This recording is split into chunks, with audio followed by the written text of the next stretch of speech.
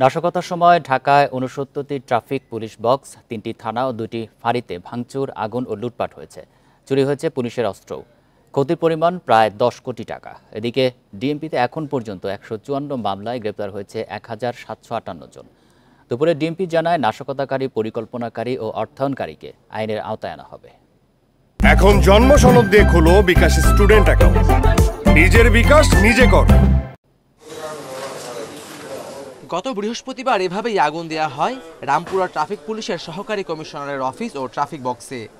চুরি করা হয় ট্রাফিক বক্সে থাকা সরঞ্জামও। ডিএমপি জানিয়েছে, রাজধানীর ৬৯টি পুলিশ বক্স, ২টি ডিসি ট্রাফিক অফিস, 4টি এসি ট্রাফিক অফিস, 3টি থানা ও 2টি পুলিশ ফাঁড়িতে আগুন দেওয়া হয়েছে। ক্ষতি হয়েছে ৮ কোটি ৭২ লাখ টাকার। চুরি হয়েছে 4টি শর্টগান ও 1টি পিস্তল। নাশকতার পরিকল্পনাকারী, বাস্তবায়নকারী ও মাস্টারমাইন্ডদের গ্রেপ্তার করা হচ্ছে বলে জানিয়েছে পুলিশ। খোঁজা হচ্ছে অর্থায়নকারীদেরও। এটা যে স্তরের নেতাই হোক না কেন, এটা আশ্রয়দাতা, প্রশ্রয়দাতা, বিনিয়োগকারী, যেই লেভেলের নেতৃবৃন্দ হোক না কেন, কাউকেই তারা আসলে কোনো নেতা নয়, তারা সন্ত্রাসী। এই সন্ত্রাসীদেরকে বিন্দুমাত্র ছাড় দেওয়া হবে না এবং তাদেরকে যেখানে পাওয়া যায় সেখান থেকে ধরে এনে আইনের কাঠগড়ায় দাঁড় করানোর জন্য আমরা বদ্ধপরিকর।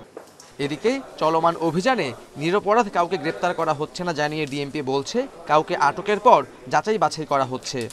আমাদের আইনের মূল স্পিরিটটাই হচ্ছে, একজন খারাপ লোক চলে যেতে পারে কিন্তু একজন নিরপরাধ লোক যেন জেলে না ঢোকে। কাজে আমরা কিন্তু অনেক গ্রেফতারের ক্ষেত্রে অনেক বিচার বিবেচনা করছি।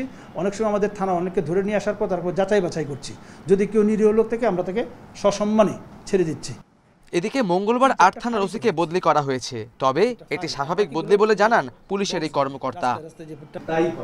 Khaled Raihan, independent news, Dhaka.